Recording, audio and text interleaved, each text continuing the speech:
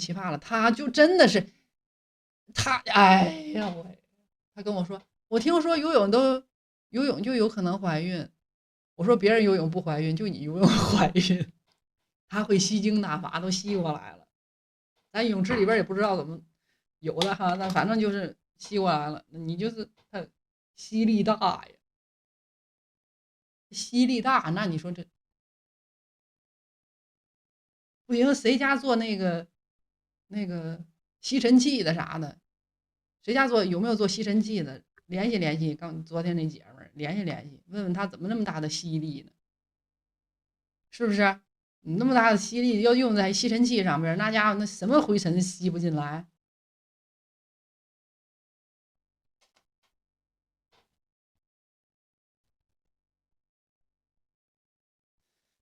嗯，来吧，咱们点点赞啊，点点赞，加一加关注，加关注加粉丝团，所有加了关注加了粉丝团的朋友都可以点我的头像进主页进粉丝群，可以领婚内财产协议模板、离婚协议模板、诉2+1模板、诉变更孩子抚养权的模板。啊，我就想问一下，就婚内协议书就规定了，就比如说我规定就是我老公的工资，就是如果我俩离婚了，60%给孩子，这个那什么，就是他法律效力到时候会调解会怎么样吗？会调解，你们俩不是协议分开吗？不是，现在没谈到分开，就是想先把这些东西做死了我。你就是咱这么说啊，如果你们俩啊，人都同意的话，法律会不管你，你直接签离婚协议。如果有一天他不履行了、不执行了，你们再诉的话，法律会不会去调你们两个人愿意把工资60%拿出来？会，因为这是一种对，承诺，就是承诺就啊，跟你画饼是一样的，愿意履那这个东行西会有就行，不愿意履啊，行不会给你强制执行。那这个东西会有什么方式？就是说，那我写婚内协议书公证呢，也不行，不行，是不是？不行。也不行。那什么方式能达到？你看啊，就是没有你可以约方式吗？定这套啊，现有的房子、现有的存款给孩子60%，或者是都给他，哦，你只要通过公证的方式都能落实掉。但是你未来的嗯，收入你可落实不了，就是没有什么方式能落实这没有个事儿，是吗？没有完全确定的方式。即便有人跟你说我有完全确定的方式，也是骗你的。哦，那嗯，就比如说，那现在有什么就是比较保准的？就比如说，就没有完全的方式，但没有是就有什么就是效率性比较大的方式也没有。没有，就是看他愿也不愿意履行了。你最好约定就是现有财产，约定现有财啊产只要公证了，就都没有问题。现有财产只要是公证了就没有问题。对你，比如说现在有存款，你说怕他以后不履行怎么办呢？我现有存款一共有60万，我就约定给孩子，未来给孩子留着，这可以。那这个他是一定同意的，但是就是我俩现在已经谈好了，就对于这个东西他也是同意的。那如果就是说我跟他签了以后，他的工资60%给孩子，然后就是你说法们签的是院调解，婚内财产协议，对婚内财产协议，就嗯，关于就是以后他就如果离婚正常履行就行，他不履行的话也没有强制执行力。那如果嗯，我公证了之后，那他要是说我不履行，就是那法院如果调解的话，大概会调解到一半儿，或者是50%、40%，还是怎么样？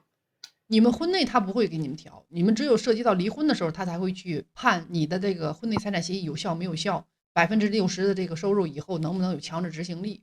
没有强制执行力，就会判你们的抚养费，就是离婚的前提下判抚养费。你们如果不离婚的话，婚内财产协议没有法律会给你们去审定的。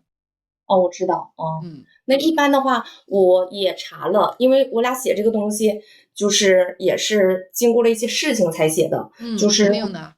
然嗯，后就是想，就比如说，如果没有协定的话，那我想知道，就是这个抚养费最高是男方工资的多少？30%30%才，也不是完全确定，因啊，为他还有根据孩子有没有特殊情况，比如孩就达不到子有一些医疗达不到，费用什么的，就是这些他可能会高就达不一点。到50%啊，两个孩子最高百两个分之五十，一个孩子就是30。一个孩子最高30。啊嗯，那我俩还有一项约定，就是婚内的也约定了，就基本上就属于一半了。然后，因为我结婚的时候就是为了养孩子，就是辞去了工作，就这也是一个前提因素。然后那个就婚内的，就是现在就是写的是，我俩谈的哈，就还没有写，就谈的就比如说是，因为他婚内的工资也要交那个养老保险嘛，他交一部分养老保险，然后还有一部分住房公积金。养老保险好像个人缴纳部分是18%，再加上医保，然后住房公积金是24%。然后我想问的话，就这个东西，如果说现在他到手这个钱少了，他肯定是不干的，因为他想花。然后我俩要是说，就比如说他交养老保险了，然后他住房公积金里的钱约定是我的，那这个可行吗？约定是你的，就属于他拿他一部分的工资去交养老保险了，然后他住房公积金，这可以哈，这个是有效的。那你要约定就约定清楚点儿，从什么时候到什么时候的那个公积金属于你的，还是说公积金账户里边所有的钱都属于你的？但是这个就必须要去公证了，因为原本属于你们夫妻共同财产，他需要放弃自己的权益，建议你就去公证了。然后还有一个，他就是我们现在谈的就比较细。然后就是说他那个因为他明年要上海拔大概在2900左右的地方去工作，然后他这个地方呢就属于半高原嘛，他会有一部分津贴，这个津贴就是作为拿到里面分是合法的还是不合法？拿到什么？就拿到他认为说那这个东西是损害我生命而得来的，就比如说对生命有影响。他那意思是他个人财产。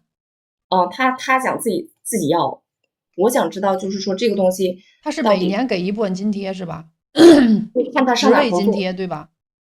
就是地域津贴吧，算是，就平原就没有，就是对，就是因为他这个职业在这个地域。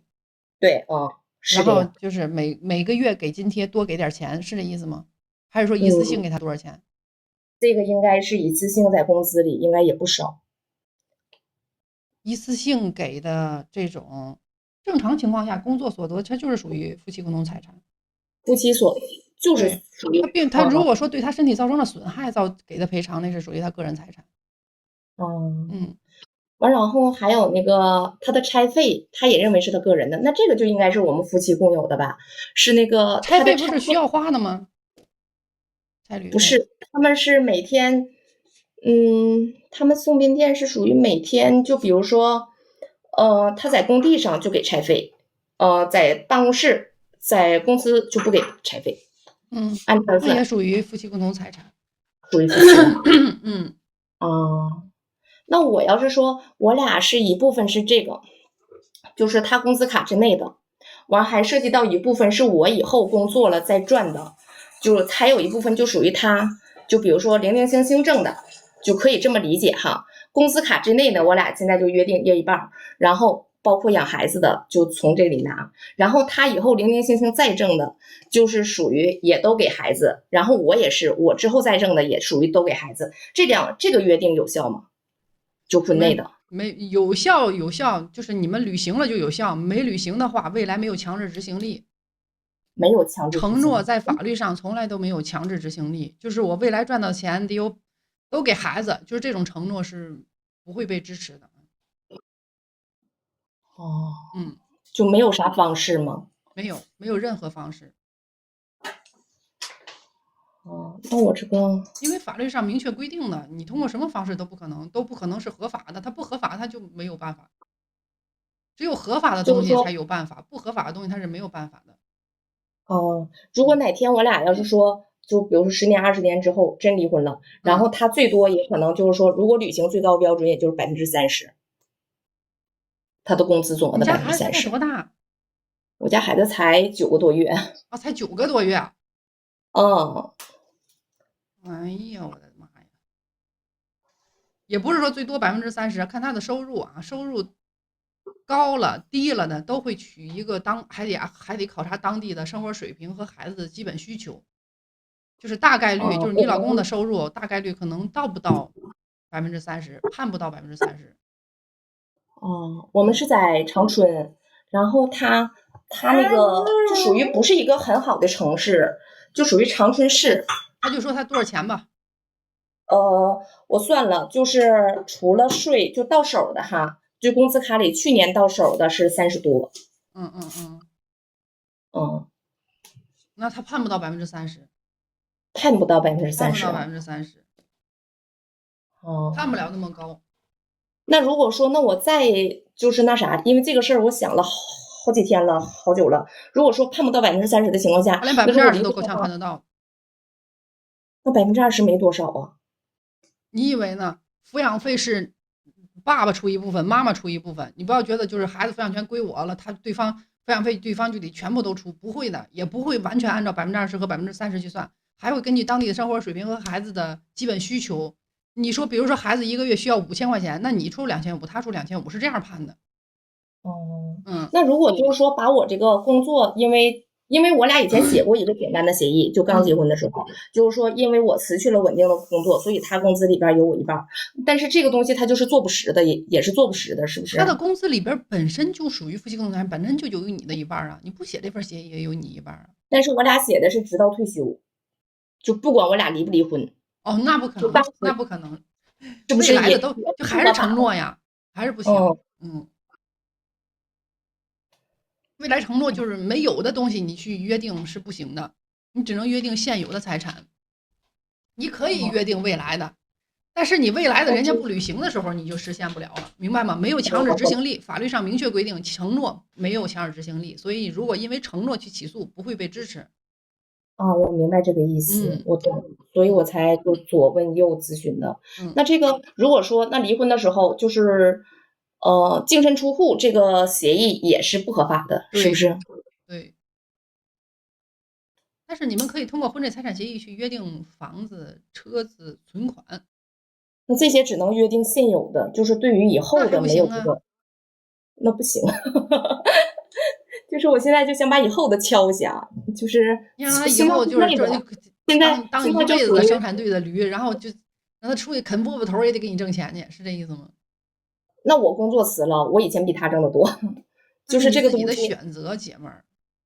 对，所以说现在他也同意，我也想就把他签死了。那这个东西，那涉及到一个问题，就是属于我俩现在就是建了一个共管账户，就一张卡两个密码，然后对这个卡里的钱也做了一个约定，就是说都是孩子的，他也同意，我也同意的。这个有效，这个有效，这个有效。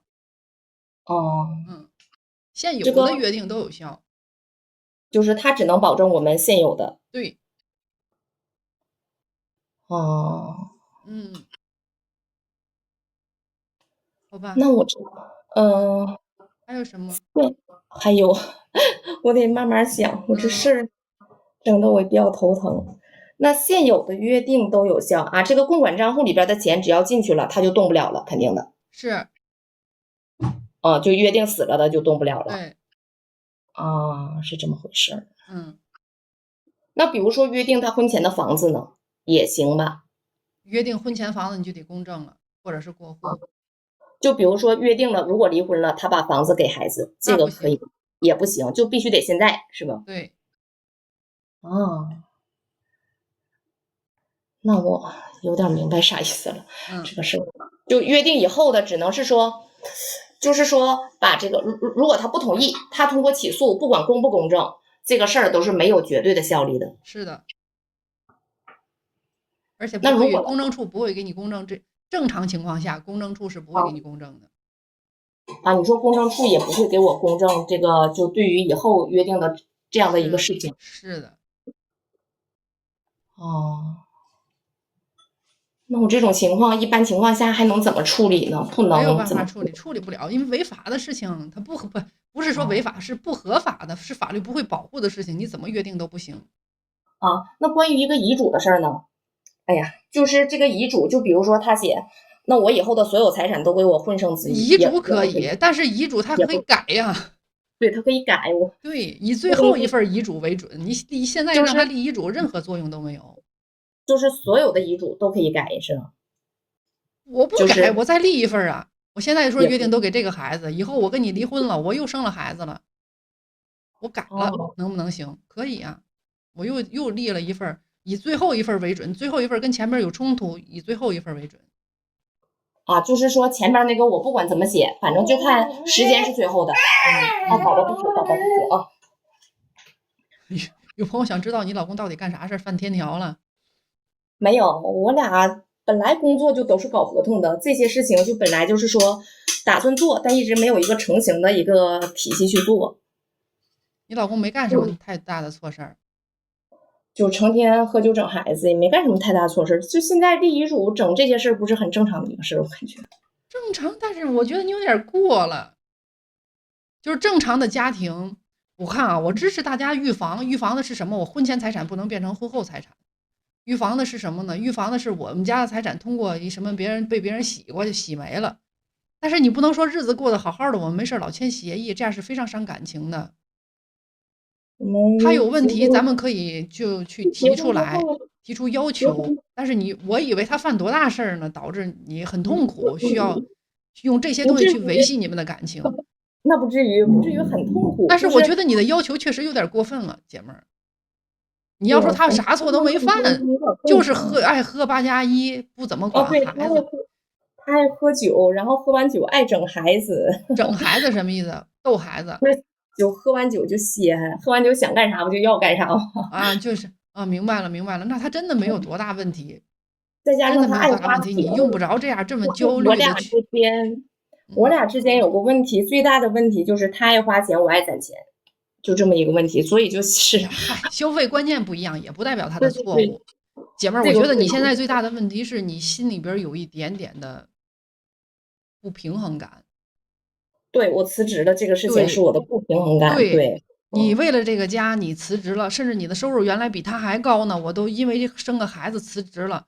所以你需要的是对方无限的付出，为这个家，你才能达到平衡。其实他怎么付出你都平衡不了的，真的姐妹儿，你不要再这么去折腾。其实你每个家庭咱们都是这样过日子。你生孩子，听我说完了，呢啊，姐妹儿，就是你生孩子不是说为他一个人生的，是因为你也想生，对不对？孩子也是我们的孩子。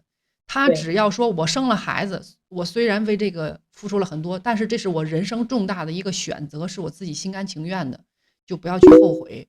而且你把孩子再大一点，你还能出去上班，你有这样的能力，你只要心态够好，你还可以把这个家过得很好，对不对？不一样，就是这个事情也牵扯到，就比如说我再出去上班，我挣不了那么多，是肯定的，肯定的，这玩意儿肯定是对你有影响。但是咱们毕竟还可以出去上班，对。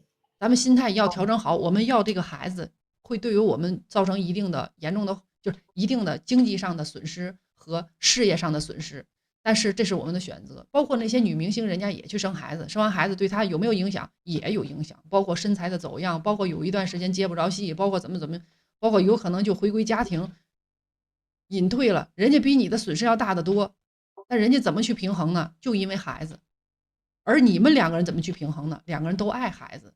你生了孩子，他负责赚钱养家就 OK 了。是这样，我认为就是说，你挣的钱你就得给我，就是放在我这儿，咱们好好攒着。我就是这么一个人。然后他就是我挣的钱我自己不花干嘛呀？是的，我觉得你们两个人的想法都没有大问题，就会导致攒不下钱。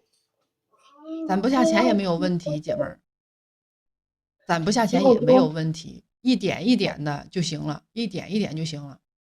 你的老公属于就是消费观念的问题，我老公也有一个，我们俩人之间消费观念也有问题，但是以后随着孩子慢慢长大都会变好的。你千万不要太过度的去焦虑，或者是过度的不平衡感，因为家和一定是万事兴，家不和，你存再多的钱，最后都完犊子，都完犊子。对，我也知道这个事儿，所以我想把这些东西做完了之后，好好别说你太焦虑了，姐妹儿，你现在有点太焦虑了。你好好的调整一下你的状态，两个人一家三口过得开心比什么都重要，不一定非得存多少钱，存多少钱有可能一个错误的投资也没了，你买了烂尾房的钱没了，对吗？对，因为我买了电车50多万买了，转年变成了20万了，他钱也没了。所以你不要去想那么多，你一家子开开心心最重要。没有我们两个人就属于是完全不一样，就是我觉得很憋挺的慌，就完。然后我辞职之后，我就寻思两个人好好过吧，也生了孩子。然后呢，你就说买电话这个事儿，我寻思他上班，那我不上班，我俩结婚之后哈，3年他中间换了一次电话，我还是结婚那年买的，结婚那年我俩一人买一个一样的，然后他之后换了一个9000多，完之后今年又换了一个17000，换完之后哈，前几天不高兴，不知道跟谁不高兴，摔了，屏坏了，换个屏还得6、7千，我就感觉我就有点受不了他了，我觉得你不能好好过日子吗？他从小就形成的习惯。对，习惯我也知道，所以我现在已经确定我改变不了他了，所以我就想，还是他手里有钱。他手里肯定是有钱呀，是手里有钱，你就让没事儿，他只要正常养家就行，姐们儿。你也可以跟他撒撒娇呀，老公，我也想换手机，你也可以，我不想换，因为我觉得有了孩子我就想攒钱。你不能这样，就是大部分女性朋友都是这样，有孩子以后时间到了，没给你加值是因为孩子在旁边，我害怕把我账号给封了啊。就是咱这么说啊，你生完孩子以后，很多人都是因为生完孩子以后开始出现的情感问题，是因为生活中出现了一个巨大的变化，我们家里边突然多了一个成员，而我们作为母亲，当他在肚子里边的时候，我们就对他产生了感情。你对他整整将近10个月的感情，是比爹要多1年的。而这个爹现在对孩子只会哇，他也没有态度，他顶多是像小宠物一样，我喜欢我就耐耐，不烦的时候我也不耐他，我也不想他。而爸爸对孩子的这个感情是需要培养的啊，是需要孩子2岁3岁会喊爸爸，知道跟爸爸亲近，跟爸爸玩的时候，他一点一点他就有感情了。为什么孩子要有虚岁呢？我之前听过一个说法，我感觉挺感动的哈。为什么孩子要有虚岁？是因为孩子在你肚子里边有1年，所以他要虚1岁。所以你的爱，母亲对孩子的爱永远比别人多1年。你看，你说的多好啊，对不对？你对他本身的爱已经有1年的爱了，然后再加上现在的9个月，你就希望把所有时间最好的东西都给他，你希望为他积攒更多，但是爸爸还没有那么快成长起来，所以这个时候夫妻2口子特别容易吵架，对吧？你这个时候你夫妻2口吵架是很正常的，但是你要知道，爸爸对孩子不可能没有感情，只不过是需要慢慢培养。他不像妈妈一样，他是从你身体里边生出来的，他曾经用过你的肚子，他曾经在你肚子里边，你对他唯一的期待就是他要健康成长，他是一个健康的宝宝，所以你对他的感情本身就比别人早。给爸爸来一点时间，多留一点时间。我老公可能也是因为我老公小，是吧？我生完孩子以后，他对孩子就是到5、6岁，我感觉我老公对孩子都是不管不顾的，也不爱跟孩子玩，偶尔管一下，我都觉得他就真的是像个狗一样。他想教育孩子的时候，他有一次，我记得我老公想教育他，我的家孩子在那闹闹闹闹闹，一边画画一边闹，他想让他稳当住了。他假装他说你再闹我一脚踢你啊，他好像是想开玩笑，他就真的踢了一脚，结果孩子整个从凳子上飞出去了，也不至于飞出去，就倒下了。他好像没用太大的力气，但是孩子太小，他控制不好力量，他平时没带过孩子，所以你说他不爱孩子吗？他也后悔，他特别后悔，孩子吓坏了。其实孩子不疼，他就是那个小凳子嘛倒了。你给爸爸来点时间，真的，老晋作为过来人啊，真的觉得孩子刚出生的时候，你会希望所有人对孩子都非常好，但不是，但真的不是。给爸爸来点时间，你只要老公没有原则性问题，我觉得没事儿，不要太过于焦虑啊，别太过于焦虑，不要说什么我希望把所有的事情都准备好，永远人这一辈子永远都不可能准备好了，你到死都准备不好。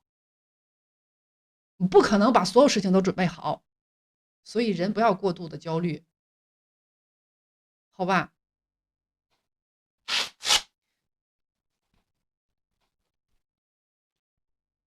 有朋友说我干啥都行，也不愿意陪他玩，孩子不愿意陪孩子玩。